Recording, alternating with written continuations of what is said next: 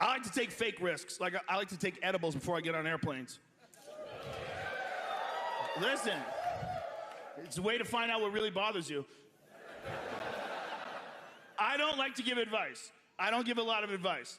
But I will say this, 200 milligrams is the right dose. Don't do it. Don't do it. But if you're gonna do it, that's the number.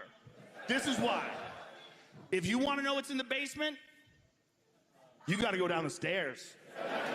You gotta go look around. A lot of people are like, I like to microdose. It makes food taste better. It makes sex feel better. You gotta get to what are memories made out of? You know? You gotta go to that. Maybe the universe is God. You gotta get to that place. And the airport is the best place to be high in public. This is why. Because no one notices. Because everyone's acting weird.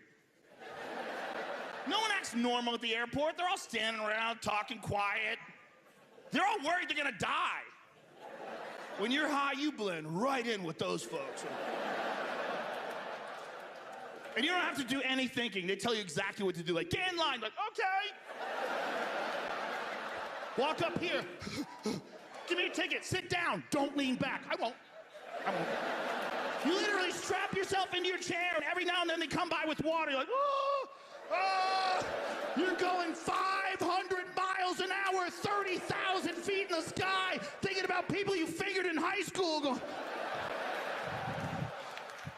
And you don't think you're gonna make it. I can't keep doing this. But you can. It's like a near-death experience. You always survive.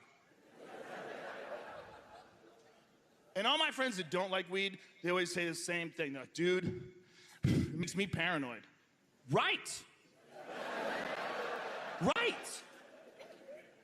But when it's over, everyone in this room that has ever been too high, the moment it wears off, you're like, I'm gonna be a better person. I'm gonna be nicer to people. I'm gonna hug more folks. Like, half these problems have to be my fault. The only time it's ever been a problem for me is if you have to answer questions to an official person. Like, I have TSA pre, which I really recommend if you're not a terrorist. It's a solid deal. If you give the government money, they let you keep your shoes on. Like, thank you, overlords. So kind. And it's a nice way to separate society. Because you're in this quick-moving line. You get to pass those barefoot losers with their shitty paperwork. My laptop's in my bag, motherfucker! You know, you feel trusted. But I didn't know that they still have to touch you, even if you have TSA pre. It's a number thing. It's a random number thing. So I walk through the cancer machine, and this light goes off. And this is exactly how this lady said this to me. She goes, sir, you've been randomly selected for additional screening. And I'm so high, I don't even know if this is real life. I'm like, but I got the TSA pre. She goes, oh, I know, it's dumb as fuck. But it doesn't take long, so why are we fighting? We're not fighting. I don't want to fight. She goes, good. Male assist? And I'm like, male assist? Did you just assume my gender? Listen.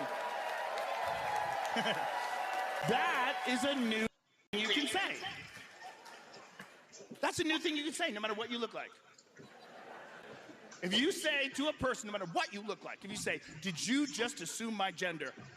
Most people don't know what to do. She knew what to do. She goes, I'm sorry, are you a woman, motherfucker? And we both looked at each other and went, ah! I go, oh, you're high too. So I high-five this nice lady, and they bring over a man who starts touching me while he's asking me UFC questions. It's one of the weirdest moments of my life, because first of all, I'm ticklish, and I'm trying to act normal. So I'm standing here, and this dude's on his knees going, you think Conor McGregor and Nate Diaz ever gonna fight again?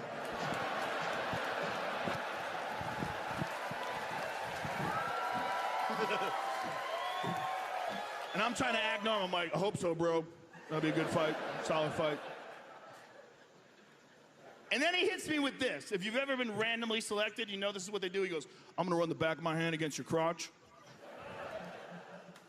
Remember, I'm really high. So I'm like, Why are you gonna use the back of your hand? Is that the best way to do it? Hey man, is that for you or for me? Because for me, it still feels like you're touching my dick. You just do it in this weird, dismissive way. It's just a rude way to touch a dick, you know? It's like, are you a terrorist? I'll be the judge. Nope. Just another dude whose dick I made feel weird. I mean, how many terrorists have they stopped with that? Is it 0 or is it negative numbers? You disrespectful motherfucker. The back of your hand might be the worst way to figure out what the fuck something is. Like, you ain't getting no good data. Why are you touching dicks like that? I'll tell you why, folks. Because it's our government solution to a complex problem, which is, how do you touch dicks and not be gay? And they're like, I got it. We're going to use the back of our hand. It's no countsies.